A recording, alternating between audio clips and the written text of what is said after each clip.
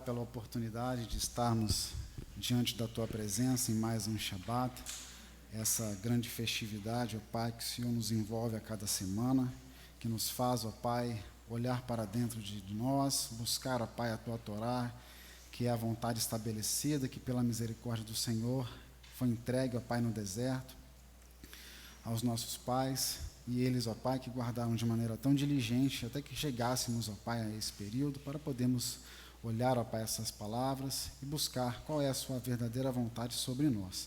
Assim o Senhor venha a ser abençoado a nós, ó Pai, que aqui estamos, aqueles que nos vêm desde casa também.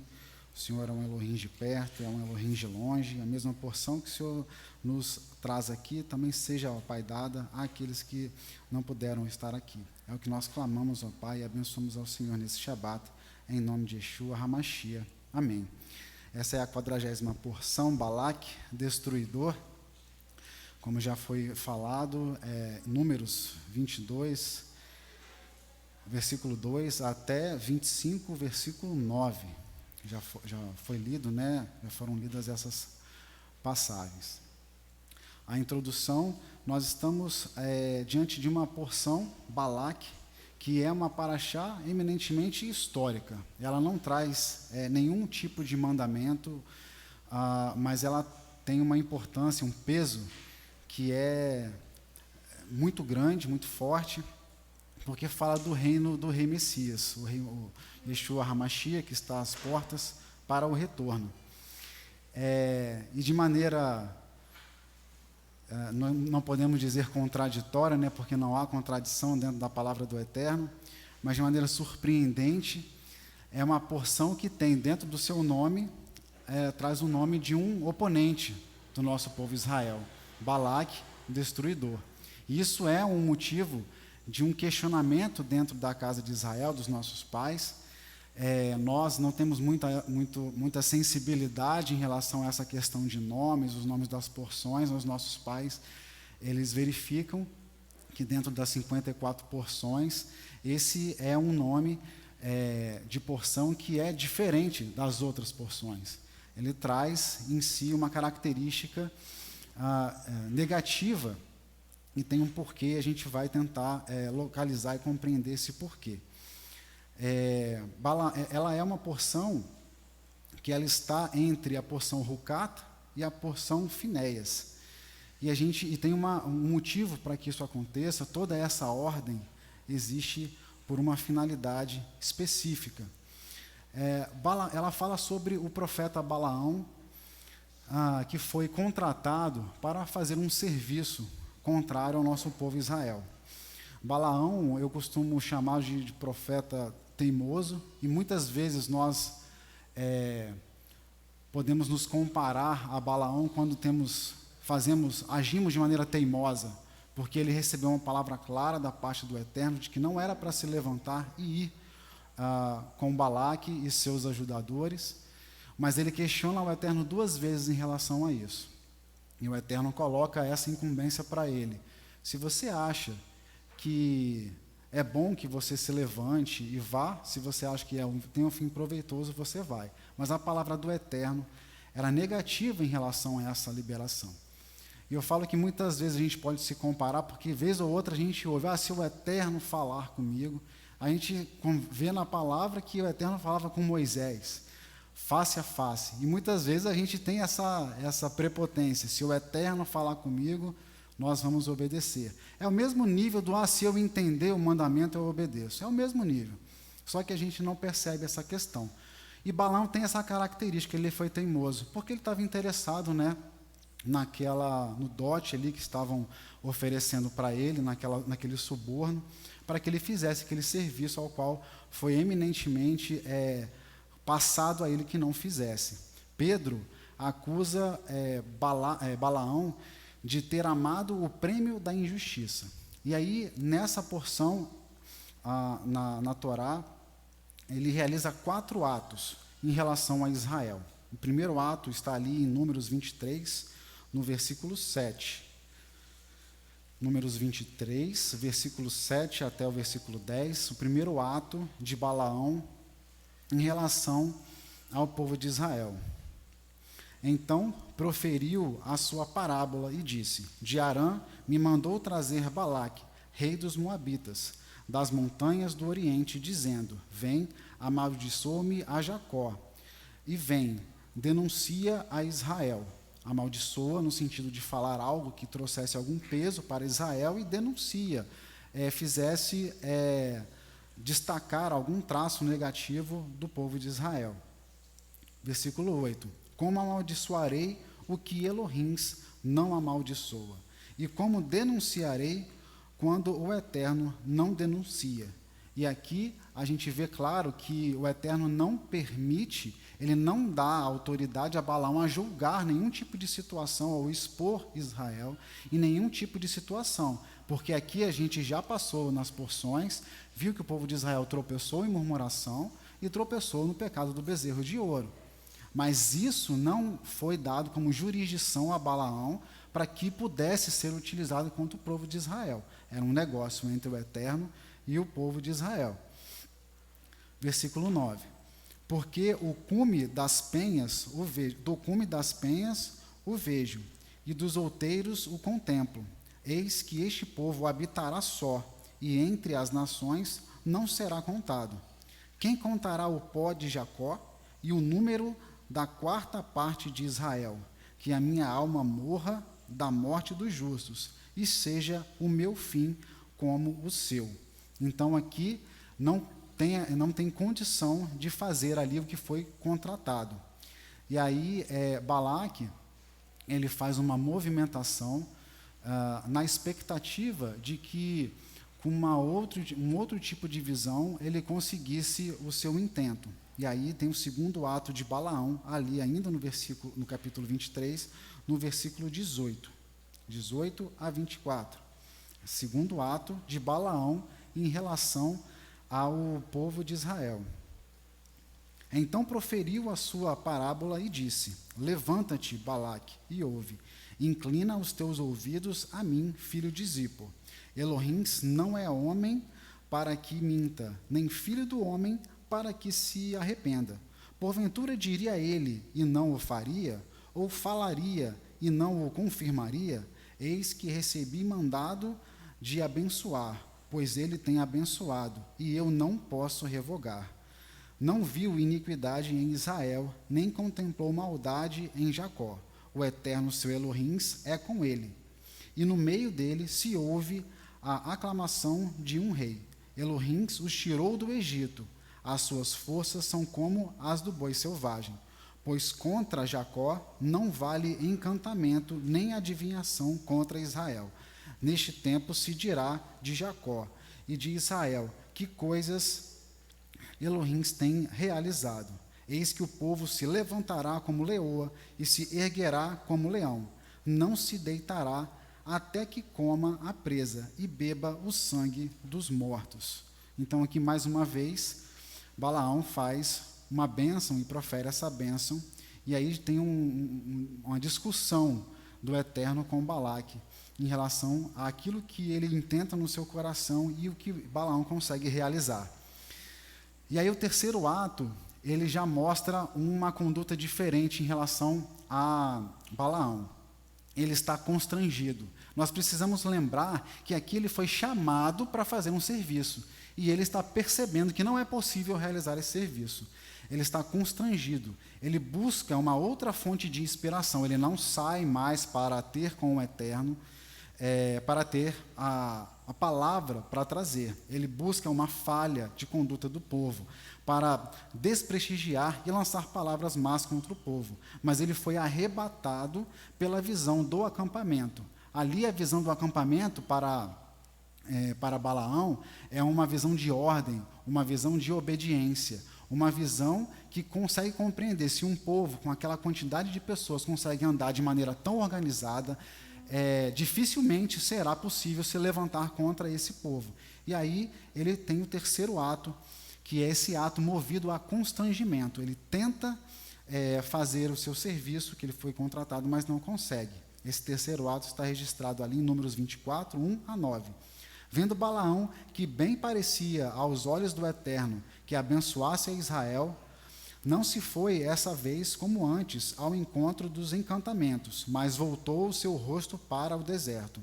E levantando Balaão os seus olhos, e vendo a Israel, que estava acampado segundo as suas tribos, veio sobre ele o espírito de Elohim, e proferiu a sua parábola, e disse: Fala Balaão, filho de Beor, e fala o homem de olhos abertos. Fala aquele que ouviu as palavras de Elohim, e que vê a visão do Todo-Poderoso, que cai e se lhe abrem os olhos. Quão formosas são as tuas tendas, ó Jacó, e as tuas moradas, ó Israel.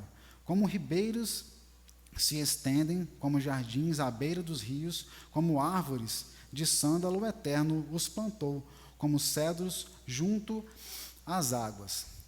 De seus baldes manarão águas, e a sua semente estará em muitas águas, e o seu rei se erguerá mais do que Agag, e o seu reino será exaltado. Elohim o tirou do Egito, as suas forças são como as do boi selvagem. Consumirá as nações, seus inimigos, e quebrará seus ossos, e com as suas setas os atravessará. Encurvou-se, deitou-se como leão e como leoa. Quem o despertará? Bendito os que o abençoarem, e maldito os que te amaldiçoarem. Então a ira de Balaque se acendeu contra Balaão e bateu-lhe as palmas. Aqui ele já estava vendido em relação a essa situação.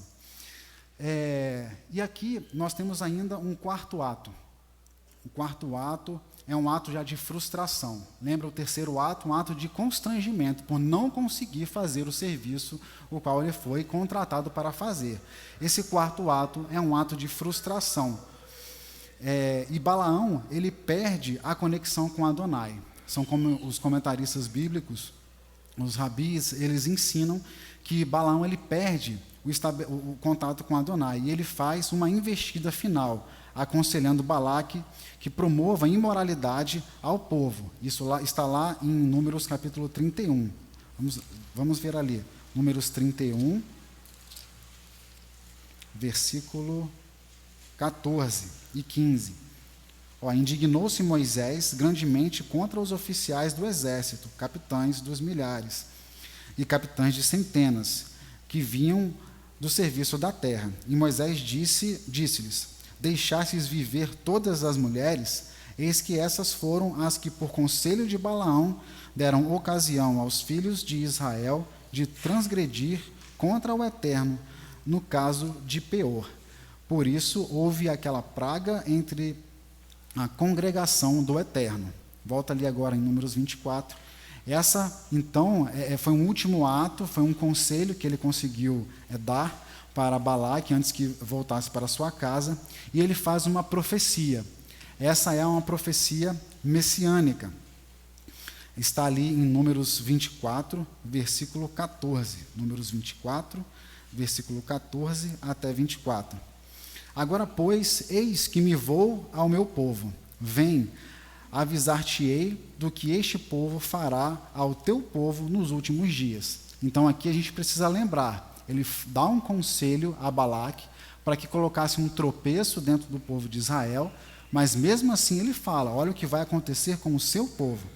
Então proferiu a sua parábola e disse: Fala Balaão, filho de Beor, e fala o homem de olhos abertos. Fala aquele que ouviu as palavras de Elohim, e que sabe o conhecimento do Altíssimo, o que viu a visão do Todo-Poderoso, que cai e se lhe abrem os olhos. Vê-lo-ei, mas não agora. Contemplá-lo-ei, mas não de perto. Uma estrela procederá de Jacó, e um cetro subirá de Israel, que ferirá os termos dos moabitas e destruirá todos os filhos de Sete. E Edom será uma possessão, e Seir, seus inimigos, também será uma possessão, pois Israel fará proezas, e dominará um de Jacó, e matará os que restam das cidades.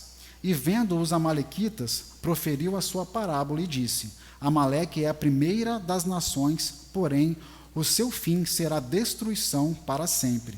E vendo os quenitas, proferiu a sua parábola e disse: Firme está a tua habitação, e puseste o teu ninho na penha. Todavia o quenita será consumido, até que Assur te leve por prisioneiro. E, proferindo ainda a sua parábola, disse: ai, quem viverá quando Elohim fizer isso? E as naus virão das costas de Quitim, e afligirão a Assur, também afligirão a Éber, que também será destruição para sempre. Aqui ele faz uma profecia, e essa passagem, segundo os pais, que indica claramente que a redenção final será realizada pelo rei Messias. Ela traz a noção de dois indivíduos ligados, Davi e Yeshua.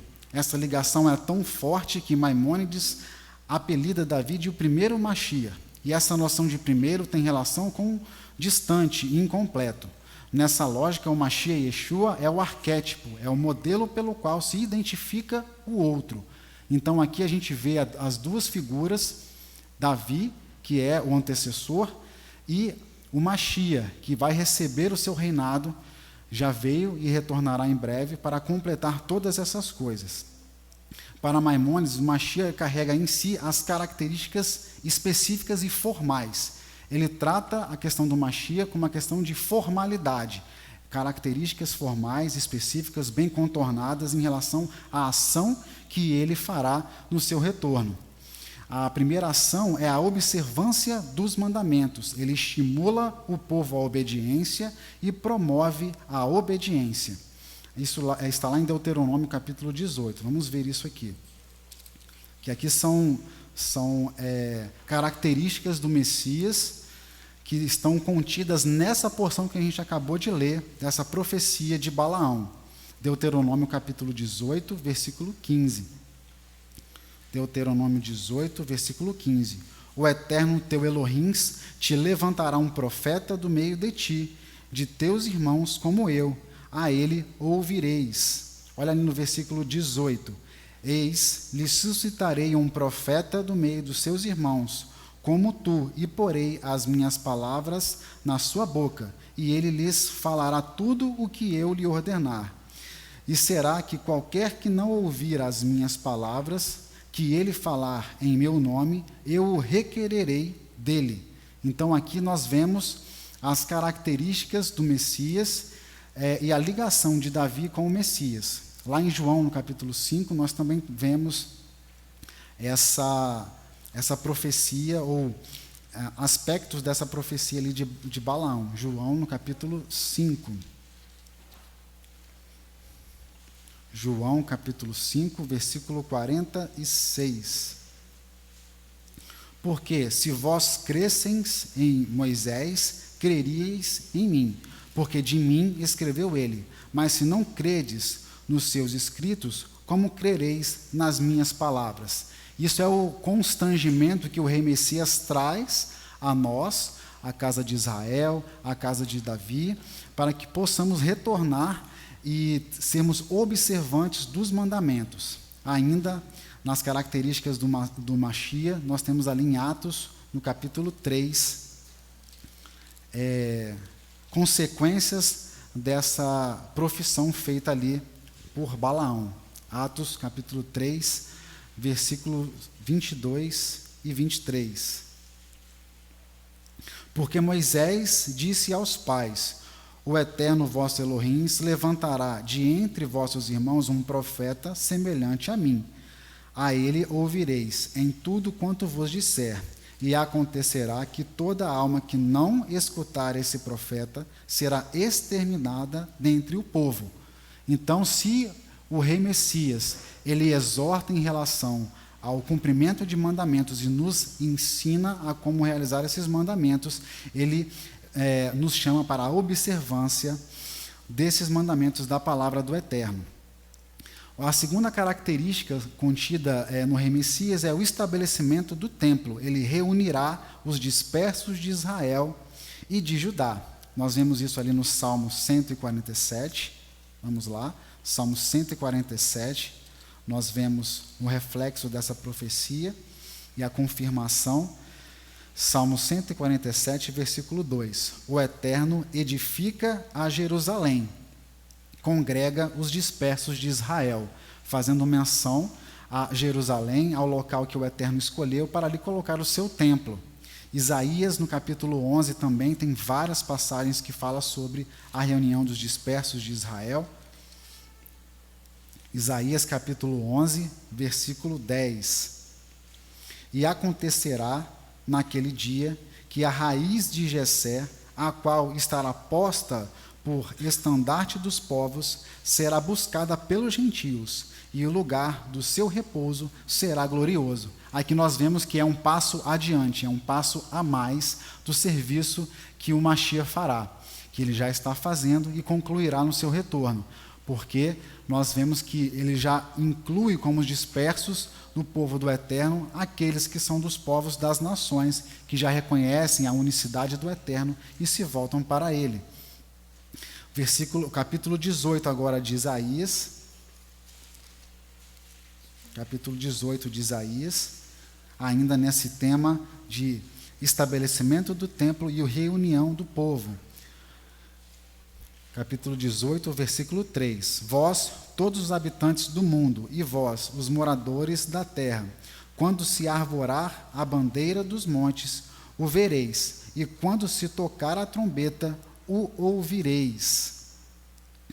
E ainda no capítulo 49, nós ainda vemos o reflexo dessa característica do Mashiach, capítulo 49, versículo 22. Isaías 49, versículo 22, estabelecimento do templo e reunião do povo. Assim diz o Eterno Elohim: eis que levantarei a minha mão para os gentios, e ante os povos arvorarei a minha bandeira. Então trarão os teus filhos nos braços, e as tuas filhas serão levadas sobre os ombros. Então o povo das nações, os povos das nações, se reunindo no território de Israel, no território de Judá, para se apresentar diante do Eterno, reconhecendo a unicidade do Eterno.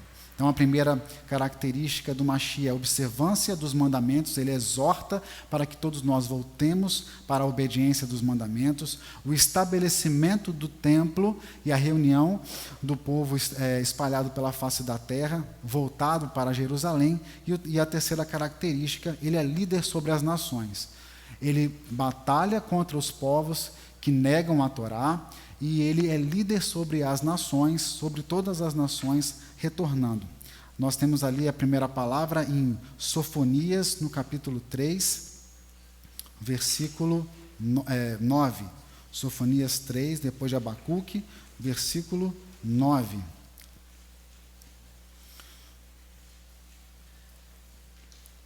Sofonias, capítulo 3, versículo 9. Por que então darei uma linguagem pura aos povos, para que todos invoquem o nome do Eterno, para que o sirvam com o mesmo consenso? Olha aqui como que ele faz essa reunião dos povos de Israel e fazendo uma relação, uma harmonia entre os povos das nações e a casa de Israel, fazendo um único coro. Porque então darei uma linguagem pura aos povos, para que todos invoquem o nome do Eterno, para que o sirvam com o mesmo consenso. Ainda ali em Malaquias, no capítulo 1, Malaquias no capítulo 1, versículo 11.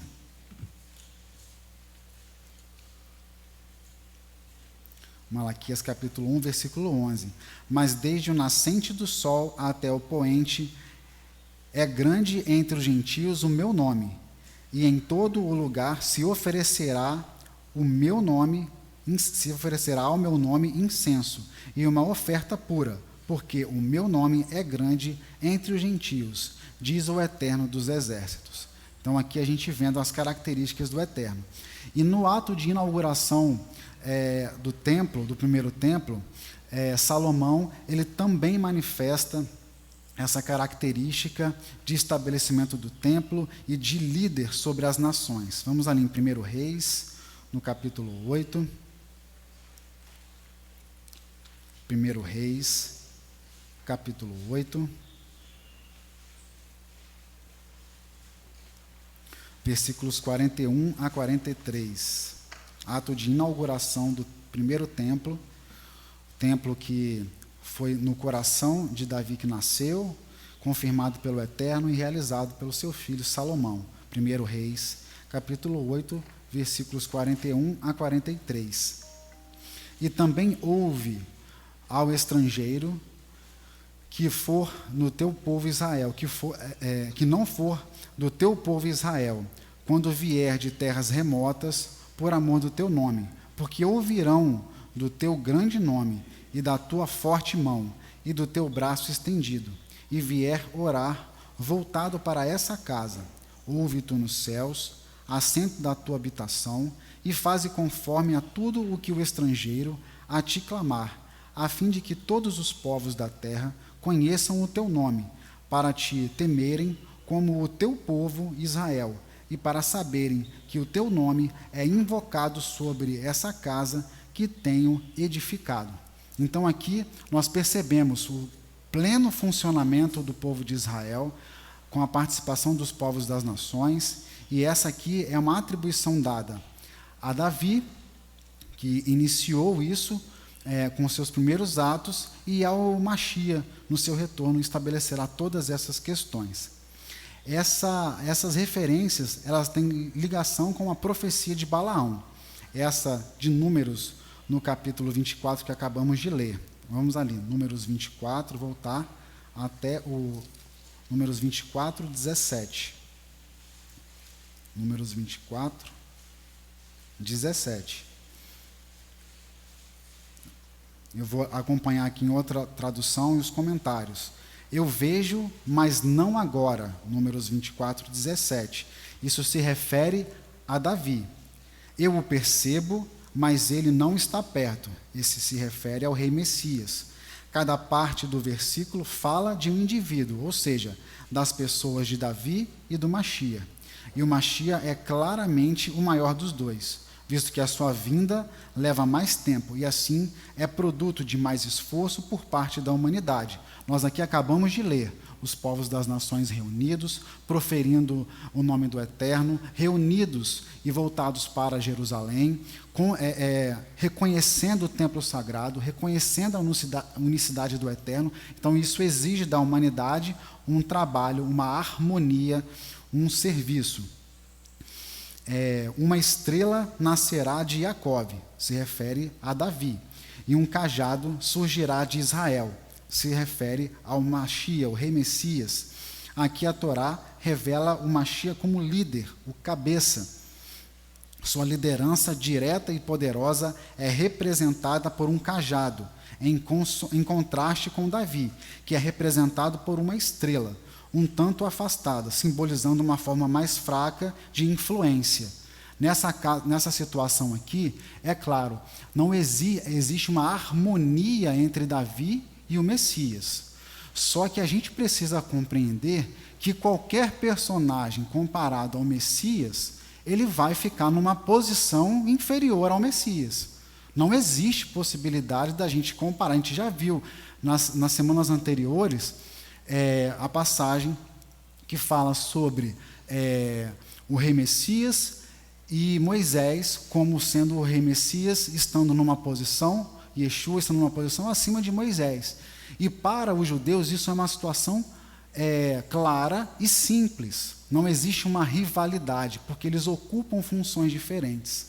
Existe até uma pergunta em relação a isso. Por que essa ligação da profecia de Balaão em relação a Davi e a Yeshua HaMashiach, e não em relação a Moisés e Yeshua HaMashiach? Porque o papel redentor de Moisés era específico. Ele foi feito ali, mas a questão do reinado, que deu condição a toda essa bandeira, esse estandarte, que culmina em Yeshua HaMashiach, ele é diferente, é um outro tipo de serviço. A redenção dada pelo Mashiach é uma redenção plena, estabelecida, concreta. A redenção ainda de Moisés com a Torá, com o recebimento, com a retirada do povo de Israel, era uma outra função para anunciar a unicidade do Eterno, para apresentar o Eterno à humanidade, para realizar, para formar uma nação sacerdotal e dar condições para que viesse Davi e viesse o Mashiach. São funções diferentes. Então aqui, por mais que pareça que há uma rivalidade, o Messias sendo colocado num local acima, é porque, ao comparar com o Messias, não tem como a gente ver uma equiparação ali de papéis, seja com Moisés, seja com Davi. E isso é comentário rabínico, isso não é um comentário fora do conhecimento do nosso povo Israel. Ele destruirá o príncipe de Moabe, se refere ao Davi, e ele devastará todos os descendentes de Chet, se refere ao rei Messias. Ele retirará os opositores. Aqui nós conseguimos perceber o peso e a grandeza do rei Messias. Edom será dominado, Davi, é a característica de Davi. E Seir, seu inimigo, será dominado, característica do rei Messias. E nós vemos isso ali em Obadias, no capítulo 1, versículo 21. Vamos lá, em Obadias, capítulo 1, versículo 21. Antes do livro de Jonas, depois de Amós, Obadias, versículo 21. E subirão salvadores ao monte Sião para julgarem o monte de Esaú, e o reino será do Eterno. Aqui nós vemos então o reflexo dessa característica, dessa bênção, dessa profecia, né, que Balaão lançou ali em relação ao povo de Israel e o seu papel diante da humanidade. Voltando àquele primeiro tema que fala por que foi permitido que nós tivéssemos uma porção com o nome de Balaque, destruidor, na Torá, no meio das 54 porções, nós percebemos que é uma sutileza que vem da parte do Eterno, que fala sobre a questão da Teshuvá, que fala sobre a questão do retorno. O pano de fundo da porção é o retorno. Então, todo o pano de fundo da palavra do Eterno em relação à porção Balaque é o retorno. Essa é a resposta do porquê uma porção traz o nome de uma figura controversa. Balaque está entre Rucat e Pinehas. Rucat significa estatutos, que são leis fora da capacidade de entendimento dos homens. Depois vem a porção atual, destruidor, e a porção Finéias, que é o sacerdote que recebeu a aliança de paz por um ato de justiça no meio do povo de Israel. Como vimos, essa porção traz a visão do rei Messias. Então, pelos nossos pais, a característica mais marcante de que o Messias retornará, de toda a Torá, dos 5 livros da Torá, é exatamente essa profecia feita por Balaque, que é a função que ele destaca para o reinado do Messias, a resolução, a relação com os povos da terra, e a gente viu isso nos profetas, no Segundo Testamento, como é que isso ecoa por toda a palavra. Essa é a ideia que está por trás da história de Balaque, um rei desesperado, recém-empossado, com medo, sem Elohims, sem Torá, que pensa que para fazer seu papel deve se colocar contrário a Israel. Ele pensa que para que ele pudesse reinar e fazer o seu papel, teria que fazer alguma ação contrária a Israel. Mas a porção, na personalidade do rei Messias, traz em si a esperança do retorno. O caminho concreto de retorno inaugurado por Abraão e consumido no rei Machia, disponível para todo aquele que adere ao dito de Adão Yeshua. Então, toda a característica dessa porção, daquilo que estava no coração do rei, no coração de Balaque, que era a destruição do povo, que era se levantar contra o povo, e as profecias referentes ao reinado do Machia, isso traz a característica de uma redenção, traz a característica do retorno para aquele que crê e adere ao rei Messias. Por isso que ela começa com essa característica, a porção, e ela termina ali no capítulo 25 com a ação, com um ato de justiça realizado por Finéias. Balaque, ele participa do compêndio das leituras da Torá como um memorial do retorno do homem mau, antissemita, contrário à Torá, à vontade e contrário à vontade de Adonai, mas nos lembra que o mal pode retornar e trilhar um dos caminhos do serviço. Então é um sinal, é uma convocação de que temos que lembrar que podemos retornar. Os nossos pais admitem 2 tipos de serviço em relação ao contato, ao relacionamento com o Eterno. É um serviço do Tzadik e o serviço do Baal Teshuvá. Serviço do Tzadik e o serviço do Baal Teshuvá. E isso está exposto nessa figura de Balaque, segundo os comentaristas rabínicos. Tzadik, ele é o justo, nascido de um lar de Torá, que cumpre com perfeição os preceitos, é focado na obediência e nos mandamentos. O Baal Teshuvá é aquele que aprendeu a levar uma vida de Torá e mitzvot.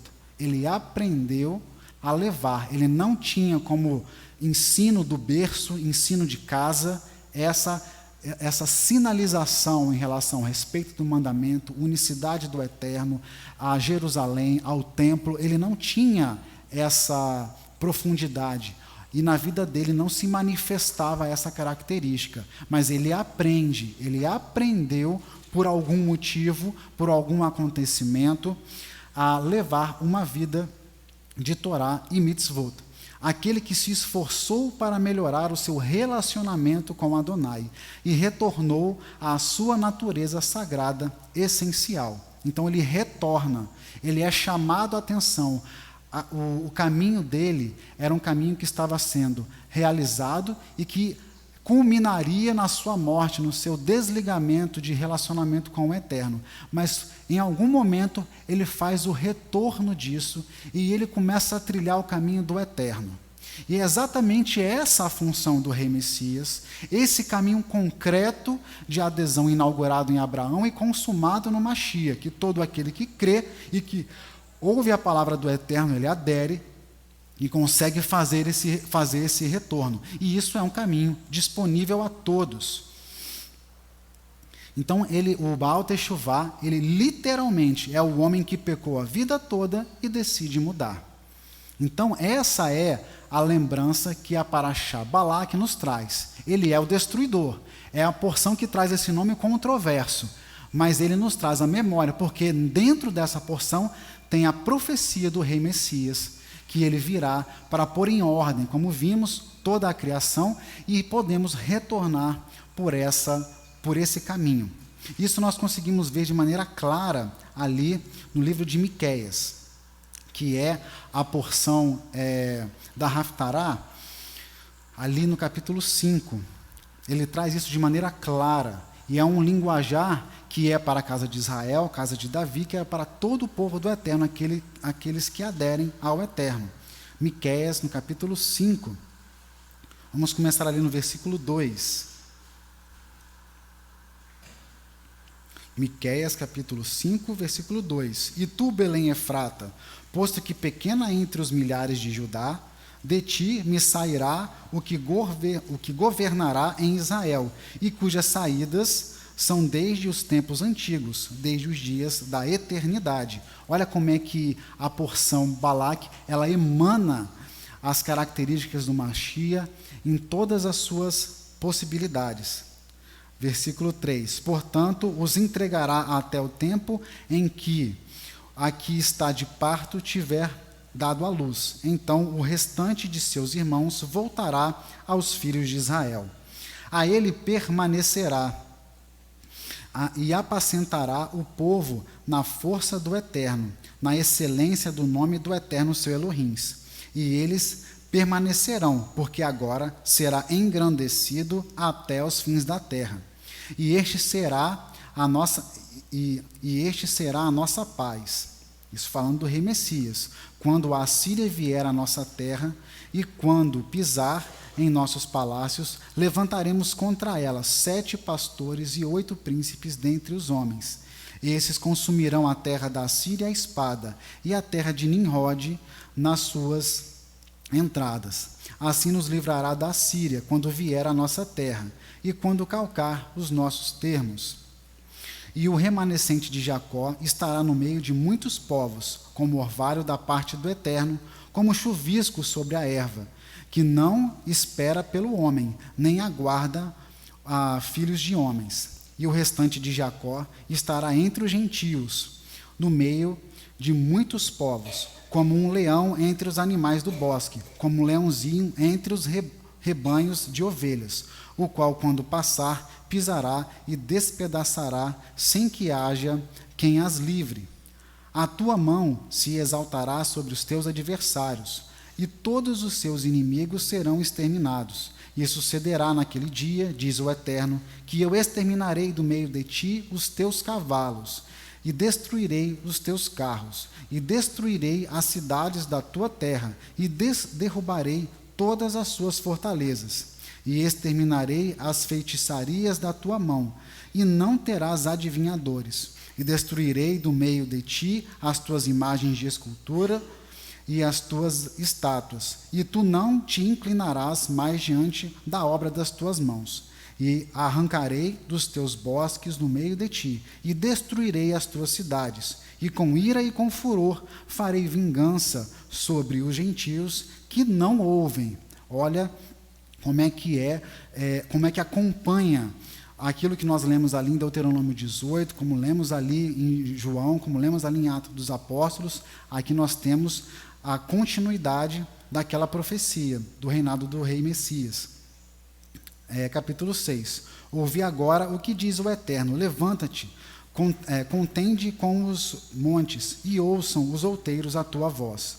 Ouvi, montes, a demanda do Eterno, e vós, fortes fundamentos da terra. Porque o Eterno tem uma demanda com o seu povo, e com Israel entrará em juízo. Ó povo meu, que te tenho feito? E com que te enfadei? Testifica contra mim. Pois te fiz subir da terra do Egito, e da casa da servidão te remi. E enviei diante de ti a Moisés, Arão e Miriam. Povo meu, lembra-te agora do que consultou Balaque, rei de Moabe, e o que lhe respondeu Balaão, filho de Beor, e do que aconteceu desde Sitim até Gilgal, para que conheças a justiça do Eterno, com que me apresentarei ao Eterno e me inclinarei diante do Elohim Altíssimo. Apresentar-me-ei diante dele com holocaustos, com bezerros de um ano? Agradar-se-á o Eterno de milhares de carneiros ou de 10.000 ribeiros de azeite? Darei o meu primogênito pela minha transgressão, o fruto do meu ventre pelo pecado da minha alma? Ele te declarou, ó homem, o que é bom, e que é que o Eterno pede de ti, senão que pratiques a justiça e ames a benignidade e andes humildemente com o teu Elohim.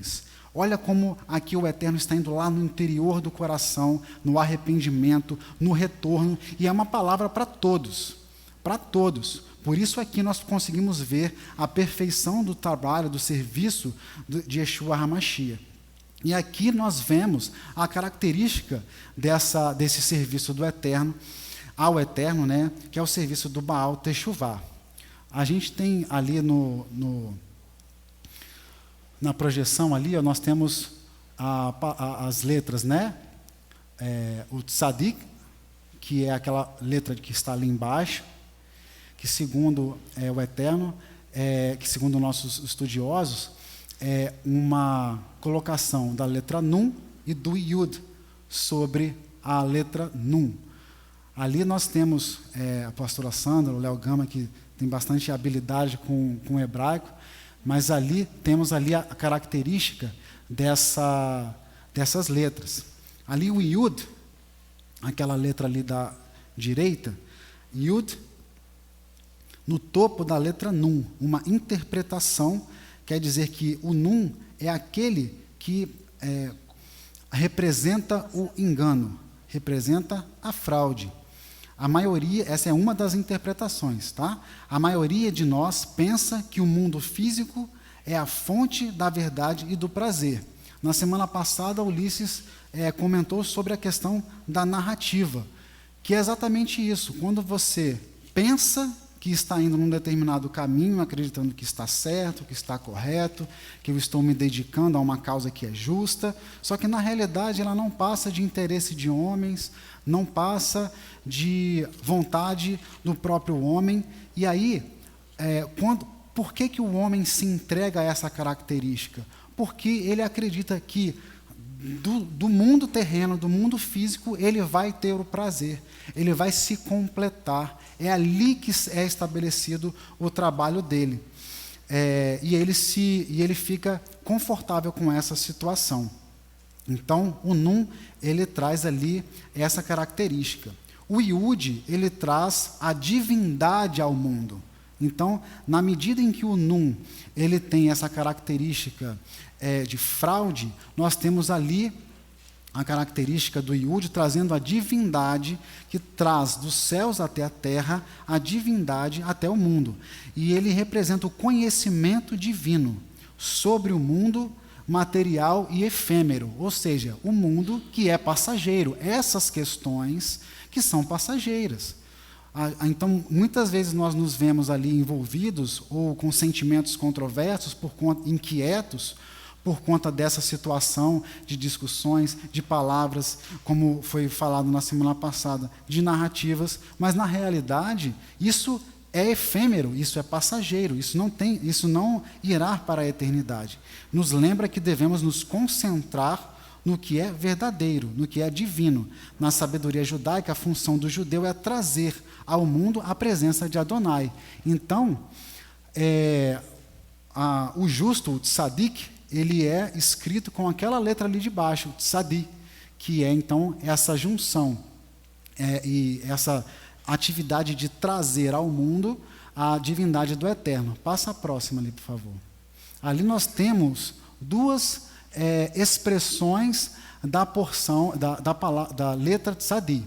A letra da direita é o que a gente viu, ela diz respeito ao tzadik, ao justo, aquele que nasceu no lar de Torá, como acabamos de comentar aqui. Ele é utilizado no começo das palavras e é utilizado também no meio. O segundo, ele é utilizado no final. Ele dá uma característica de completo. O segundo, ele traz a representação do Baal Teshuvá, aquele que se arrepende, aquele que estava se encaminhando para a morte e por um evento da sua vida ele decide se arrepender, confessar os seus pecados e retornar para o Eterno. Então, ele traz uma característica mais completa. Devido ao esforço em retornar, ter feito Teshuvá, o Baal Teshuvá possui status mais elevado do que o tzadik. Tá? Aquele que pecou, que satisfez seu prazer no pecado, que encontrou conformidade ao mundo, se envolveu com as discussões, se desgastou com as questões, ou realmente pecou, ele precisa se esforçar muito para extirpar aquele aspecto da sua vida. Ele precisa realmente se esforçar. Ele se envolveu com aquilo que estava impuro para retornar. É preciso muita força de vontade e comprometimento. O tzadik possui uma devoção natural ao Eterno. Porém, a sua estrutura ainda é incompleta. Ele se tornará inteiro com o retorno do Rei Messias. Por isso que essa porção, ela foi permitida com esse nome, destruidor, no meio dessas outras duas porções, e que traz todo esse entendimento de retorno, traz todo esse entendimento do reinado do Rei Messias. E a gente vê ali o funcionamento em plena harmonia da casa de Israel, da casa de Davi, do tzadik, o justo que nasceu num lar de Torá, e daquele que é o Baal Teshuvá, que retornou, que passou a proferir a palavra do Eterno, o nome do Eterno, os mandamentos do Eterno, e confessou os seus pecados. É uma harmonia, é uma ligação harmônica. Então, o tzadik, aquele que não se envolveu com pecados, que não tem a Teshuvá, porque ele é aquele que é um devoto, tem uma devoção natural em relação ao Eterno, ou que pensa que tem uma relação já perfeita, estabilizada com o Eterno, ele se tornará inteiro com o retorno do Rei Messias. Ele se completará com o retorno do Rei Messias. Isso criará nele a Teshuvá, descrita como uma consciência mais elevada, um entendimento superior. Que é a mesma palavra, isso é um comentário judaico, a mesma palavra que há algum tempo o Léo Gama falou sobre a questão da Brit Hadashah, quando é um entendimento daquilo que está escrito no Primeiro Testamento, em plena harmonia. Nós conseguimos fazer uma leitura, uma interpretação em plena harmonia com o Primeiro Testamento. Então, é um entendimento superior, é uma consciência elevada. Ou seja, aquele que se julga tzadik, ele vai ter a empatia, ele vai saber o que o outro sofreu, ele vai ter uma relação de proximidade, de ajuda, de ensino, ele vai além do que o cumprimento do mandamento, ele vai fazer e vai proferir, vai ensinar, suscitará nele a vontade de ir além, de fazer mais do que a sua natureza o impingia, o colocava como responsabilidade.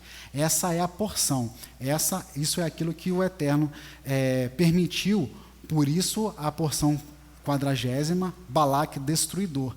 Ele é de fato um destruidor, ele é um antissemita, mas a porção carrega em si uma semente, uma possibilidade de retorno ali no 4º ato de Balaão, quando Balaão fala sobre Davi, quando Balaão fala sobre o Messias, quando Balaão fala que virá e dominará sobre povos, falará sobre o templo, falará sobre os mandamentos, estabelecerá esse relacionamento harmonioso. E para a gente concluir, nós temos hoje, nós estamos à vésperas, né, do dia 17 de Tamuz, que será amanhã, né, a 17 de Tamuz, onde temos há uma convocação, né, de jejum, porque inicia-se uma contagem de 3 semanas para 9 de Ave. Isso foi falado também na semana passada. E nessa porção, nós temos ali a porção que virá, Finéias, traz uma esperança, uma injeção de renovo, porque ela já traz uma série de mandamentos relativos ao relacionamento nosso com o Eterno. A porção Finéias traz o zelo do Rei Messias. Se ali a gente tem ali, já em Balaque, a proclamação do reinado do Rei Messias, nós temos já na porção Finéias, a próxima porção, o zelo do Rei Messias. Na figura do sacerdote Finéias.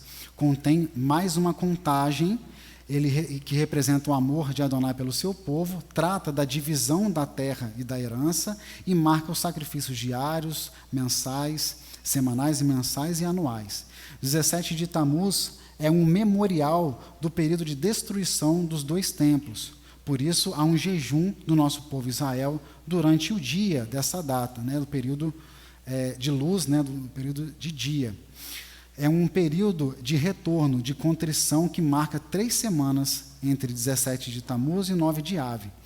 Adonai inspirará cada um de nós com o espírito necessário para transformar nosso atual exílio em um estado de redenção. Então, nós sabemos e reconhecemos que nosso pecado propiciou a destruição do templo e nós, como humanidade, como vimos, precisamos nos organizar, precisamos nos voltar ao Eterno e clamar para o reinado do Rei Messias. É o nosso trabalho. No entanto, galvanizar esse espírito em ação. Galvanizar é revitalizar, é excitar, é tornar esse espírito de retorno, esse espírito de serviço mais vivo. E aí é esse período dessas 3 semanas que vai se iniciar a partir de amanhã. Faremos a leitura, nós já temos, né, no Shaharita a leitura de Êxodo 32, dos versículos 11 a 14, lido entre o Shaharita e a Minhá, nesse dia de 17 de Tamuz. E o Eterno também, e os nossos pais também leem Êxodo capítulo 34, de 1 a 10. Vamos ali, em Êxodo 34, versículos 1 a 10. Também é lido em 17 de Tamuz, entre o Shaharita e a Minhá, com uma lembrança, um memorial desse período de contrição e que aponta para uma redenção, que aponta para um retorno do Rei Messias. Êxodo capítulo 32, versículos 1 a 10. Desculpa, 34, versículos 1 a 10. Obrigado, Léo. Êxodo 34, versículos 1 a 10. Então disse o Eterno a Moisés: lavra 2 tábuas de pedra, como as primeiras, e eu escreverei nas tábuas as mesmas palavras que estavam nas primeiras tábuas que tu quebraste. E prepara-te para amanhã, para que subas pela manhã ao monte Sinai, e ali põe-te diante de mim no cume do monte. E ninguém suba contigo, e também ninguém apareça em todo o monte, nem ovelhas, nem bois se apacentem defronte do monte. Então Moisés lavrou 2 tábuas de pedra, como as primeiras, e levantando-se pela manhã, de madrugada, subiu ao monte Sinai, como o Eterno lhe tinha ordenado. E levou as 2 tábuas de pedra nas suas mãos. E o Eterno desceu numa nuvem e se pôs ali junto a ele. E ele proclamou o nome do Eterno. Passando, pois, o Eterno, perante ele clamou, o Eterno Elohim, misericordioso e piedoso, tardio em irar-se e grande em beneficência e verdade, que guarda a beneficência em milhares, e que perdoa a iniquidade e a transgressão e o pecado, que o culpado não tem por inocente, que visita a iniquidade dos pais sobre os filhos e sobre os filhos dos filhos até a 3ª e 4ª geração. E Moisés apressou-se e inclinou a cabeça à terra e adorou. E disse, Eterno, se agora tenho achado graça aos teus olhos, vá agora ao Eterno no meio de nós, porque este é o povo de dura cerviz. Porém perdoa a nossa iniquidade e o nosso pecado e toma-nos por tua herança. Então disse, eis que eu faço uma aliança. Farei diante de todo o teu povo maravilhas que nunca foram feitas em toda a terra, nem em nação alguma, de maneira que todo esse povo em cujo meio tu estás, veja a obra do Eterno, porque coisa terrível é o que eu faço contigo. Então essa é uma palavra de esperança, uma palavra de súplica diante do Eterno, que nos prepara para essas 3 semanas, onde estaremos lembrando, onde estaremos com essa intenção. Para concluir, eu gostaria que a gente fosse ali em Zacarias, no capítulo 8, que faz a menção desses períodos, desses vários períodos de jejum, e também uma palavra de esperança, uma palavra que remete ao reinado do Rei Messias, como nós vemos ali, uma porção chamada destruidor, recheada dentro dela, na Haftará, como vimos nos profetas, em vários locais, na Brit Hadashah, a esperança do reinado do Rei Messias. E em Zacarias, no capítulo 8, que faz já menção já a 17 de Tamuz e ao período de jejum, nós temos ali em Zacarias, no capítulo 8, a palavra do Eterno. Depois veio a mim a palavra do Eterno dos exércitos, dizendo, assim diz o Eterno dos exércitos, zelei por Sião com grande zelo, e com grande indignação zelei por ela. Assim diz o Eterno, voltarei para Sião e habitarei no meio de Jerusalém, e Jerusalém chamar-se-á cidade da verdade, e o monte do Eterno dos exércitos, o monte santo. Olha ali a característica do tzadik. A verdade não é uma ideia, um devaneio humano, é a verdade, não é uma imaginação, não é uma conversa para tentar tirar algum tipo de vantagem, algum tipo de destaque, é uma obediência ao Eterno. Porque, Léo, olha só, o nosso pensamento, por que houve uma antecipação? Eu acredito que seja, se não for assim, vocês me corrijam. Eu acredito que houve uma antecipação nessas orações para arrependimento, primeiro por causa de um problema com a cidade, Sim, que nós estamos envolvidos com ela. Então, depois, por quê? Porque quando ele diz, semeia a palavra em determinados lugares, por quê? Porque o pensamento do indivíduo não se ajusta, não se identifica. O pensamento nosso ele tem que ser vestido, senão nós vamos ser encontrados nus. O pensamento ele é vestido quando ele se encontra. Ele é composto de imaginação e meditação. Eu imagino e saio fazendo. Igual Balaão. Balaão foi interrompido o caminho dele ali logo, no capítulo 22. O restante que ele faz porque ele recebeu uma ordem do mensageiro de Adonai. Então ele faz. O problema dele era o pensamento. Ele imaginou a riqueza toda do destruidor lá e ele desejou, ele não abriu mão de nada de morte da sua natureza carnal e foi. Então, o problema nosso se encontra aqui, ó, pensamento vestido. Eu posso até imaginar. Você me faz uma pergunta. Pastora Sandra, eu posso tirar essa bimada aqui? Ué, se... E no momento eu entendo que pode, mas e depois? Quando eu vou meditar? Não, a Adonai diz, não, volta com a bimá para o lugar.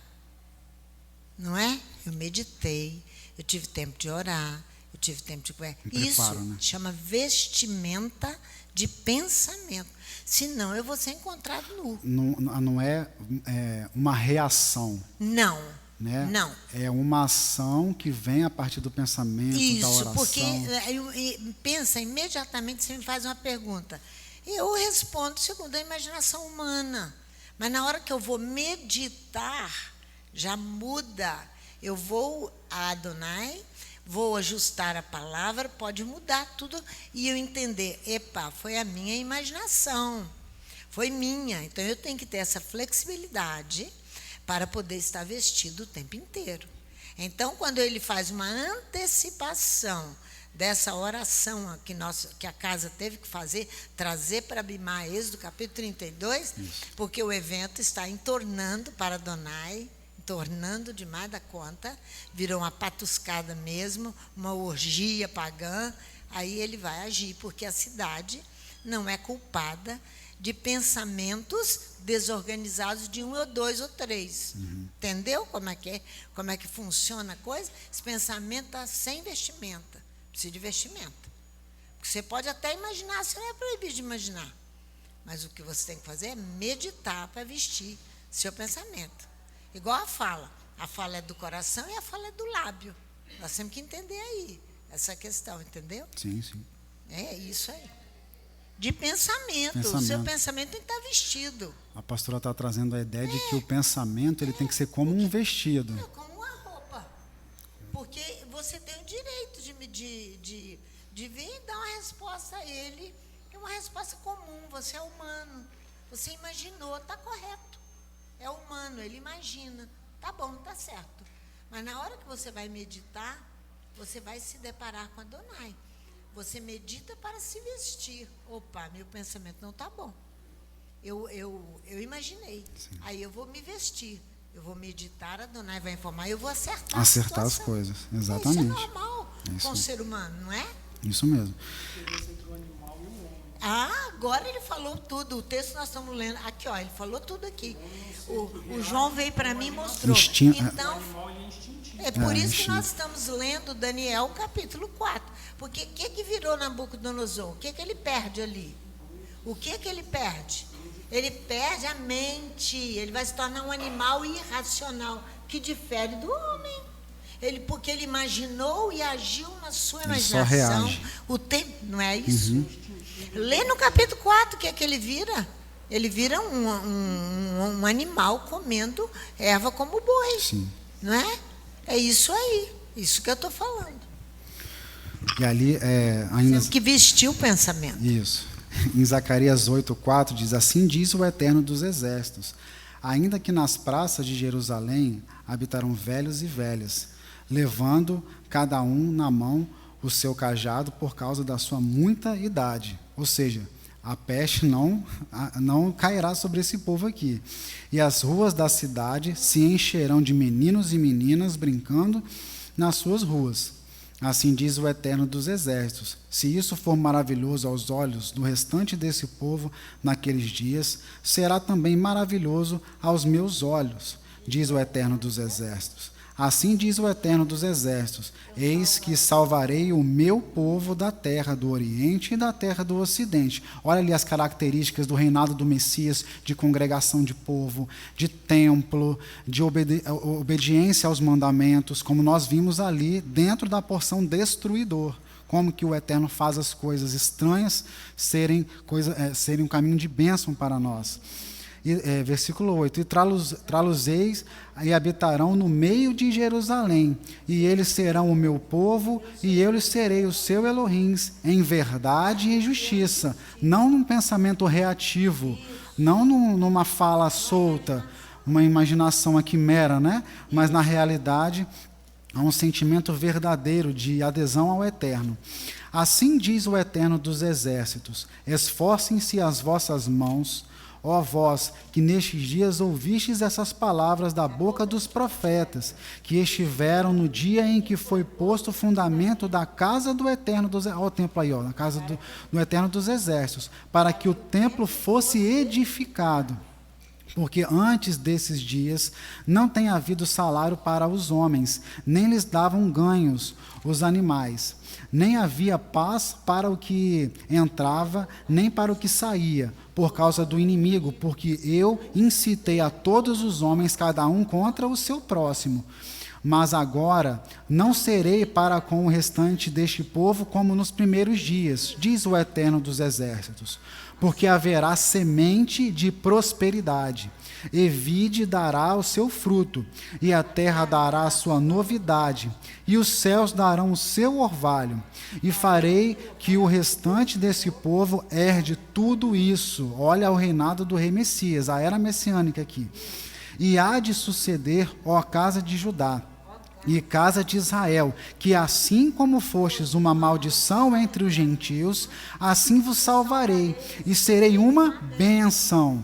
Não mais com pensamentos facciosos, individuais, mas agora com um pensamento vestido com vestes de justiça. Assim vos salvarei, sereis uma bênção. Não temais, esforcem-se as vossas mãos. Porque assim diz o Eterno dos Exércitos: como pensei fazer-vos mal, quando vossos pais me provocaram a ira, diz o Eterno dos Exércitos, e não me arrependi, assim tornei a pensar nestes dias, fazer o bem a Jerusalém e à casa de Judá. Não temais, essas são as coisas que deveis fazer. Falai a verdade, cada um com o seu próximo, executai o juízo de verdade e de paz nas vossas portas. A porta da cidade aqui, ó. A porta da cidade lá onde nós temos orado e levantado as trincheiras ali novamente. E nenhum de vós pense mal no vosso coração. Aqui, não tem lugar para um pensamento individual. Não tem lugar para um pensamento, é o que eu acho. É o que eu respondi imediatamente. É o que eu ouvi falar. Não tem lugar para isso. É uma palavra de meditação na Torá. E nenhum de vós pense mal no seu coração contra o seu próximo, nem ameis o juramento falso, porque todas essas são coisas que eu odeio, diz o Eterno. E a palavra do Eterno dos Exércitos veio a mim dizendo: assim diz o Eterno dos Exércitos, o jejum do quarto, que é esse jejum agora, 17 de Tamuz, o jejum do quinto e o jejum do sétimo e o jejum do 10º mês será para a casa de Judá gozo, alegria e festividades solenes. Amai, pois, a verdade e a paz. É uma contrição? É uma contrição para um serviço mais excelente, para o governo do Eterno, para o reino messiânico. Assim diz o Eterno dos Exércitos: ainda sucederá que virão os povos e os habitantes de muitas cidades, e os habitantes de uma cidade irão a outra, dizendo: vamos depressa suplicar o favor do Eterno e buscar o Eterno dos Exércitos. Eu também irei. Assim virão muitos povos e poderosas nações a buscar em Jerusalém ao Eterno dos Exércitos e a suplicar o favor do Eterno. Assim diz o Eterno dos Exércitos: naquele dia sucederá que pegarão 10 homens de todas as línguas das nações, pegarão, sim, na orla das vestes de um judeu, Yeshua HaMashiach, dizendo: iremos convosco, porque temos ouvido que Elohim está convosco. Então essa é a palavra do Eterno. Eterno, obrigado pela sua palavra, pela tua misericórdia. Tenha, ó Pai, misericórdia de nós, para que não andemos, ó Pai, segundo o que pensamos, mas segundo a vontade do Senhor. Obrigado, ó Pai, porque o Senhor antecipa todas as coisas. O Senhor, ó Pai, abre os nossos olhos e nos torna sensíveis para os juízos e os julgamentos do Senhor. Obrigado pela tua imensa misericórdia, não apenas para conosco, mas para com toda essa cidade, ó Pai. Em nome de Yeshua HaMashiach. Yevarechecha Adonai veishmerecha, Eir Adonai panavelecha brihunecha, Issa Adonai panavelecha veiasem lecha shalom, Bishem Yeshua HaMashiach. Que o Eterno os abençoe e os guarde, que o Eterno faça resplandecer o seu rosto sobre vós e tenha misericórdia de vós. Que o Eterno sobre vós levante o seu rosto e vos dê a paz, em nome de Yeshua o Messias. Amém, amém. Shabbat shalom a todos.